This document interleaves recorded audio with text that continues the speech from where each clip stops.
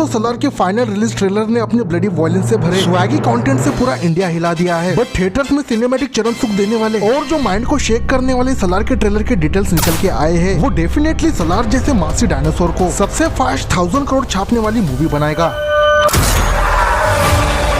तो यहाँ पर डिटेल नंबर 5 की बात करो तो सलार के ट्रेलर के स्टार्टिंग में ही यूं तो मॉन्स्टर सुल्तान का इनडायरेक्ट रेफरेंस दिया गया था। उसके बाद जो जॉ ड्रॉपिंग सीन हमें देखने को मिलता है कुछ टीनी मिनी सेकंड के लिए, जहाँ पर एक बंदा खानसार के थ्रोन पर बैठने के लिए इस बंदे को चलते हुए दिखाया जाता है। सो मुद्दे की बात ऐसी है कि अब भी एक कड़क वायरल फैन थ्योरी नर्ड्स की तरफ से ये निकल के आ रही है कि सलार के ट्रेलर में मिस्टीरियसली दिखने वाला ये बंदा कोई और नहीं बल्कि रॉकी द मॉन्स्टर है। अब इस बात के अंदर सच्चाई है या नहीं हमें मूवी देखने के बाद ही पता चलेगा। बट फिलहाल प्रूव के लिए रॉकिंग स्टार यश की ये बॉडी लैंग्वेज और ये स्वैग से भरी वॉकिंग स्टाइल केजीएफ चैप्टर 2 से काफी सिमिलर है। तो यहाँ पर मॉन्स्टर, केजीएफ और डायनासोर सलार की कनेक्शन को लेकर बात हो ही रही है। तो डिटेल नंबर 4 से ये बात पता चलती है कि सलार मूवी की अल्टीमेट टाइमलाइन एग्जैक्ट 80s की होने वाली है, क्योंकि सलार के इस पंजे वाले सीन को आंखें फाड़ के देखोगे तो सीन के कॉर्नर में तुम्हें डेट और ईयर दिख जाएगा, जहाँ पर बोल्ड फॉन्ट के अंदर लिख के दिखाया गया है कि सलार मूवी की टाइमलाइन लेट 70s या अर्ली 80s के बीच में होने वाली है। जिससे क्लियर कट डिटेल नंबर 3 ये निकल के आती है कि मे बी सलार के इस बबल टाइमलाइन की चीज की वजह से वो वन क्रेजी इंसेंट पर्सन की पॉसिबिलिटी है कि probably blockbuster KGF the most violent man Salaar के साथ कनेक्ट हो सकती है, क्योंकि लॉजिकली मेकर्स इस बात को कितना भी डिनाई करने की कोशिश कर रहे हो, बट सलार का ट्रेलर केजीएफ के कनेक्शन के सारे डॉट्स को कनेक्ट करते हुए एक ही तरफ इशारा कर रहा है कि कुछ तो बड़ा गेम चल रहा है। क्योंकि चलो मान लिया कि गलती से केजीएफ का सेट सलार के मेकर्स ने मूवी के अंदर यूज कर लिया हो, बट यहाँ पर टाइमलाइन का मैच होना, रॉकिंग स्टार यश की प्रेजेंस दिखना, ऊपर से ईश्वरी राव के कैरेक्टर को भी दिखाना, और इससे भी बड़ी बात क्या है पता है, मेकर्स चाहते तो सलार जैसे स्टैंड अलोन मूवी को किसी भी टाइमलाइन या एरा में सेट कर सकते थे, बट इंटेंशनली प्रशांत नील ने 1980 का टाइम चुना। और ये बात बताने की जरूरत नहीं होनी चाहिए कि 1980 की टाइमलाइन केजीएफ के चैप्टर 2 में मिस्टीरियसली हमें नहीं दिखाया है, जिसका अगेन क्लियर कट मतलब यही निकलता है कि रॉकी द मॉन्स्टर के 80s के फ्लैशबैक हमें दिखाए जा सकते हैं, या फिर ऐसा भी हो सकता है कि यश का कैमियो तो होगा इस मूवी के अंदर, पर वो रॉकी द मॉन्स्टर ना हो कि एक ब्रांड न्यू कैरेक्टर हो जो सिर्फ फैन सर्विस के लिए कैमियो मार दे। वही सलार के ट्रेलर के डिटेल नंबर 2 की बात करूँ तो ये बात इंडिया के हर लौंडे और प्रभास के हर फैन को पता है कि प्रशांत नील की सलार एक डिटेल अपग्रेडेड वर्जन है उग्रम का, जिस पर रिमेक का थप्पा लगाना सरासर नाइंसाफी होगी। हाँ, बट सलार के ट्रेलर में देवा के कैरेक्टर के हाथ पर लॉयन का अग्रेसिव टैटू हिडनली तुम्हें देखने को मिलता है, जो इस बात की और अगेन कंफर्मेशन देता है कि इस बार देवा और वर्धराजा मनर का उग्रम तांडव ब्लडी खानसार को लाल करने वाला है। और प्रशांत नील के इस वायलेंस से भरे पावर वर्ल्ड को देखने के लिए मैं हद से ज्यादा लिमिटलेस तरीके से एक्साइटेड हूँ। वही डिटेल नंबर 1 की बात करूँ तो ये कोई डिटेल ना होकर सिनेफाइल लवर्स के पल्स को ट्रिगर करने वाला एक क्वेश्चन है। अगर तुम the most violent man Salaar movie को देखने जाओगे तो किस थॉट या परसेप्शन के साथ इस डायनासोर को देखोगे? कहने का मतलब ये है कि क्या अब भी किसी को ऐसा लगता है रेबल प्रभास की the most violent man Salaar Rocky the monster के केजीएफ का पार्ट है, या फिर सारे लौंडे सलार को देखने के लिए बस इसलिए जा रहे हैं कि ताकि उन्हें रेबल प्रभास का वायलेंस से भरा विश्व रूप देखने को मिले?